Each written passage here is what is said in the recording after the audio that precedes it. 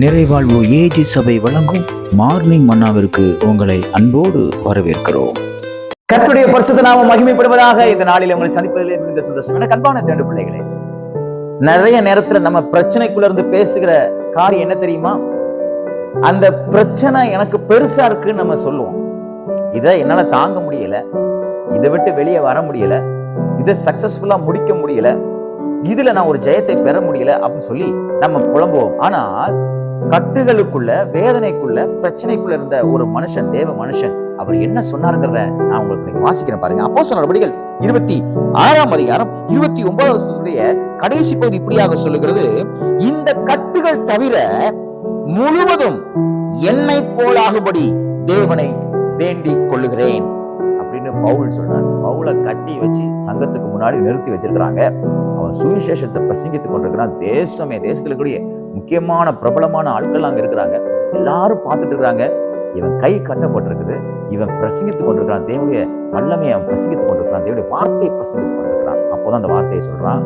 எல்லாருடைய இருதயத்துக்குள்ளேயும் இயேசு கிறிஸ்துவின் ரட்சிப்பின் அவன் வார்த்தை உள்ள போன உடனே, இந்த ரட்சிப்புக்கு எதுவான ஒரு சூழ்நிலை வந்த உடனே தான் பவுல் சொல்றாரு, இந்த கட்டுகள் தவிர, என்னை கட்டி வச்சிருக்கீங்களே, இந்த கட்டுகள், இந்த பாரம், எனக்கு எல்லாருக்கும் முன்னாடி என்ன அவமானப்படுத்தி வச்சிருக்கீங்களே, இந்த அவமானத்தை தவிர எல்லாம் என்ன போல மாறும்படி, எப்படின்னா இயேசு கிறிஸ்துவின் பிள்ளையாக என் இதயத்துக்குள்ள இந்த கட்டு எனக்கு பெருசா தெரியல, எனக்கு இந்த கவலை எனக்கு பெருசா தெரியல, இந்த அவமானம் பெருசா தெரியல. காரணம், இதை காட்டிலும் பெரியவர், இதையெல்லாம் மாற்றுகிறவர் எனக்குள்ள இருக்கிறார்.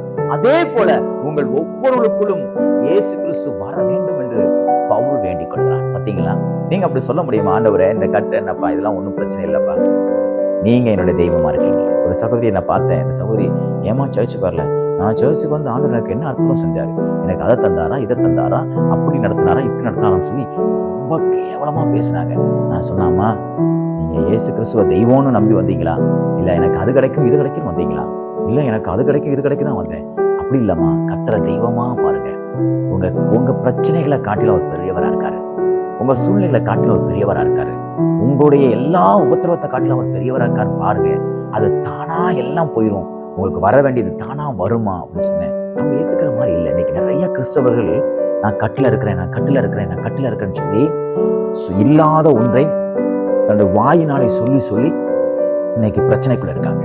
ஆனா நீங்க பிரச்சனைக்குள்ள இருந்தாலும் கர்த்தரை பார்த்து சொல்லுங்க, ஆண்டவரே, இதை காட்டில பெரியவராக இருக்கிறேன், இது என்ன ஒண்ணுமே அசைக்க முடியாது, என் விசுவாசத்தை அசைக்க முடியாது, என் சந்தோஷத்தை கெடுக்க முடியாது, என்னுடைய வளர்ச்சியை தடுக்க முடியாது, என் குடும்பத்தை அவன் இது ஒண்ணும் செய்ய முடியாது, எந்த வல்லமையும் எனக்கு விரோதமாக கிரியை செய்ய முடியாது. காரணம், எனக்குள்ள இருக்கிறவர் நீர் பெரியவர், நீர் வல்லமை உடையவர் அப்படின்னு சொல்லி நீங்க தேவனுடைய வல்லமையும் தேவனுடைய அபிஷேகத்தையும் அவன் நீங்க பிடித்து கொண்டு வைராக்கியம் அனுப்பீங்கன்னா, உங்க மேல இருக்கக்கூடிய கட்டு பெருசா தெரியாது, அது தானா போயிடும், பிரச்சனை தானா மறைஞ்சிடும். விசுவாசிக்கிறீங்களா? அந்த மனநிலைமை இன்னைக்கு கொண்டு வாங்க. ஆண்டவரே, எனக்கு இருக்கிற எல்லா பிரச்சனை பாட்டுக்கு போகட்டும், நீங்க மாத்துவீங்கன்னா உங்களை விசுவாசிக்கிறேன். நான் உங்களை மட்டும் நான் பிடித்துக் கொள்கிறேன், உங்களை மாத்திரம் நான் சார்ந்து கொள்கிறேன்னு இயேசு கிறிஸ்துவ பிடிச்சு கொண்டு இயேசு கிறிஸ்துவ பெருசா பேசுங்க. உங்க பிரச்சனையை பெருசா பேசல பவுல், பெருசா பிரச்சனையை பேசல. என் கையை ஏன் கட்டி வச்சிருக்கீங்க, கொஞ்சம் அவுத்து விடுங்க, நான் பேசுறேன். நோ, என்னை எங்க நாள் கட்டி வச்சுக்கோ. ஆனா இந்த கட்டுகள் தவிர இங்க இருக்கிற எல்லாரும் என்ன போல மாறும். அதான் அந்த பாரம். அவனுக்கு பிரச்சனை பெருசா தெரியல. இன்னைக்கு அந்த மனநிலைமையோடு நீங்க வாழ்கள். நான் சொல்கிறேன், உங்கள் கட்டுகள் தானாய் கலரும். கர்த்தர் இந்த நாளிலே பெரிய அற்புதத்தை செய்வாராக. இந்த நாள் கட்டுகள் கலண்டு தானாய் விழுகிற நாளாக தேவன் மாற்றி கொடுப்பாராக. God bless.